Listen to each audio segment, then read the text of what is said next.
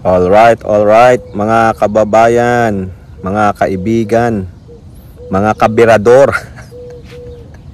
Kamusta po kayong lahat? At muli, welcome kayo dito sa Tokis Birador, no? Ito po yung isang channel ni Simply Tokis Vlog. As usual, mga kababayan, ito nakandito ulit tayo sa park. Everyday po ito dahil naglalaro sa park itong ating bunsong anak na lalaki eh. No, so the same spot, no? Ito yata maging setting natin for the rest of summer dito, no? Habang nag-aantay tayo, nagbabantay, magbigay tayo ng isang komentaryo, opinion at reaksyon sa mga maiinit na usaping politika sa ating bansa. So, eto po mga kababayan, no? Patuloy pa rin ang usapin tungkol dito sa pending na impeachment trial ng inyong tukmol na Vice Presidente. Ayan, ang ingay ng sasakyan nun, no? Laki ng makina eh. No? Ang ginagawa lang ng inyong Vice Presidente so far nangangampanya na po. No, nangangalap na po ng mga donors, sponsors para sa darating na 2028 election kung sakasakaling hindi siya ma-impeach. Mukhang yung impeachment trial na po o impeachment case ay patuloy na binibinbin ng mga kaalyado nito sa Senado. Kaya mali po mga kababayan na ginawang impeachment court ang Senado. Dito nagkamali ang ang mga framers ng Constitution.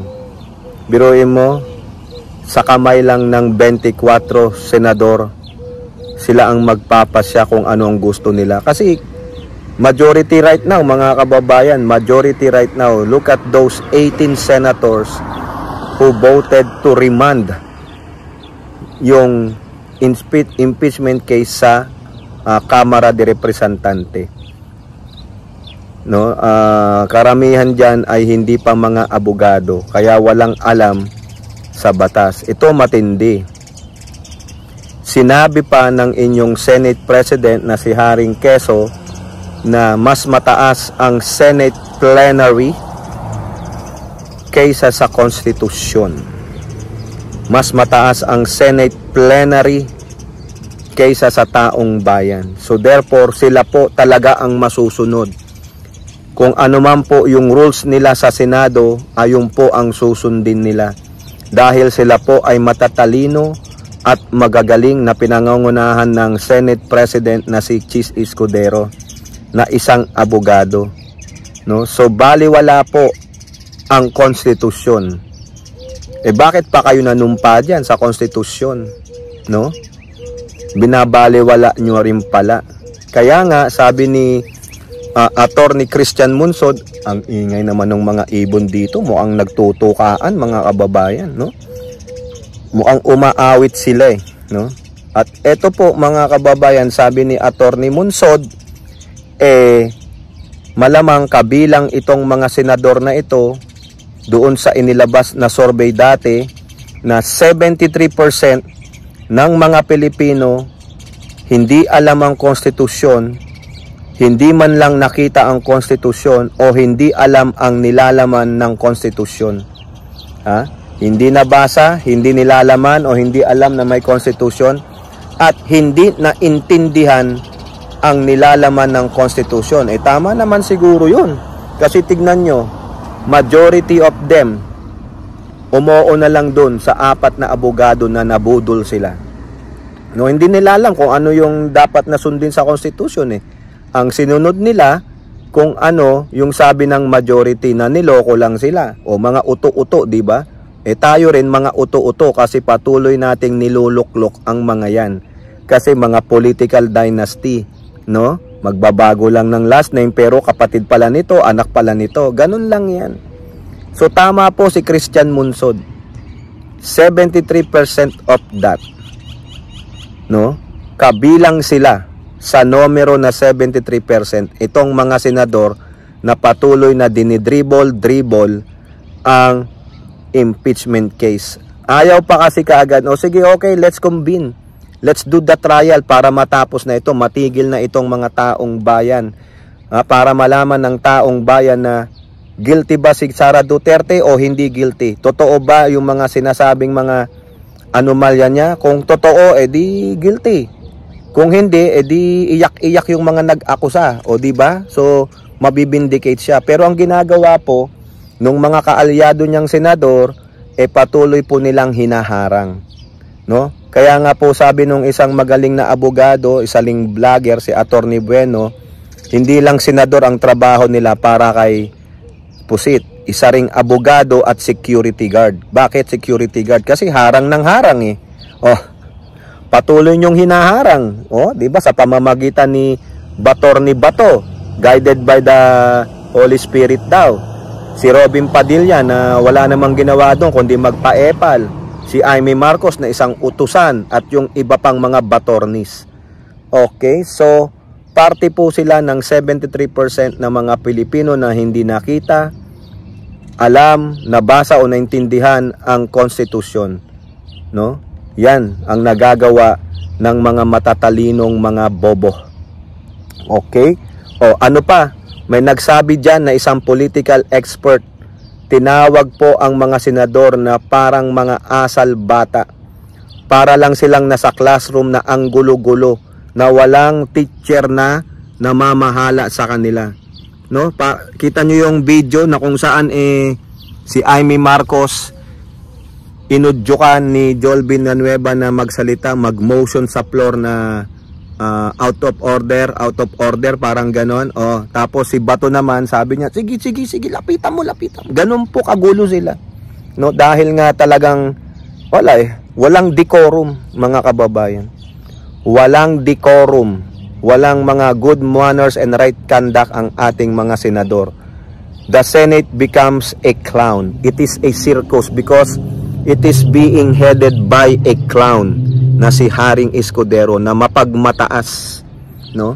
Si Escudero po ay isang mapagmataas. Nakita nyo na ang ugaling mayaman, ang ugaling hasindero, ang ugaling Escudero. Ha? Si Chis Escudero nilabas ang tunay na kulay. Mata pobre. Hindi daw sila equal ng House of Representatives pagdating sa impeachment daw po. Oo. Kaya ang ginawa ng House of Representatives, gumawa ng resolution 2346 sinasabing hindi nilabag ng Kamara de Representante ang Section 3, Paragraph 5 ng Article 11 of the Constitution. Hindi lumabag sa 1-year ban. In-explain pa po yan ni Representative Zamora ng San Juan. Okay? Hindi po si Pami Zamora yun. Iba po yun. Isang Zamora. Okay? At handang-handa po ang House of Representatives na sumulong. Kaso gago lang si Chis Escudero. Dinidiman nila sa HOR in 5 days kung ipumove forward pa ba ng 20th Congress sa Kamara de Representante ang impeachment case. Gago pala to si Escudero. Talagang nakita mo yung kayabangan, kahambugan. Bakit ikaw ang magtatanong yan sa Kamara de Representante? Alam mo ng kasagutan yan. Ang tanongin mo, yung 20th Congress dyan sa Senado, gonggong. O, paano mo tatanungin yung hindi pa nga nangyayari? Wala pa naman 20th Congress, hindi pa nga nakakapanumpa yung ilang mga House of Representatives kasi wala pa yung 20th Congress. July 1st pa yan, magko-combine. Gonggong ka talaga, Escudero. Tapos binigyan mo ng palugit. O diba, talagang gusto nyo lang patayin. Ito pa problema, may nagsalita dyan mga kababayan, no, parang sa, nagtatrabaho sa Senado. Ang sabi niya, maaaring mamatay na tong impeachment case kasi kung hindi sasagutin ng Kamara de Representantes yung hinihingi ng Senate, no, madi-default po yan, dismiss, ganon. O ngayon talagang diniferred po, deferred, naka-deferred ang yung sagot nila. Naninindigan po ang Kamara de Representante na mas matatalino naman, mas mga abogado, prosecutor, ilan sila? 11. Ilan lang ang abogado sa Senado? aapat, yung isa aalis pa. Actually 5 sila. Aalis pa si Coco, o di 4 na lang, wala na. O may papasok namang abogado, kampi pa kay Pusit. O dare, sino pang abogadong papasok? Wala na, mga kababayan. Talagang salat na salat sa katalinuhan at kaalaman ang mga senador. 'Di ba? Bibihira yung senador na tulad ni Tito Soto na alam yung sinasabi ng konstitusyon, si Pampilo Lacson. O pero yung iba, wala, talitalinuhan, no? Yan yung matatawag yung mga tanga at bobo talaga. Okay, so kayo po, ano pong masasabi nyo dyan na tinawag na parang mga asal bata ang mga senador, meaning grow up.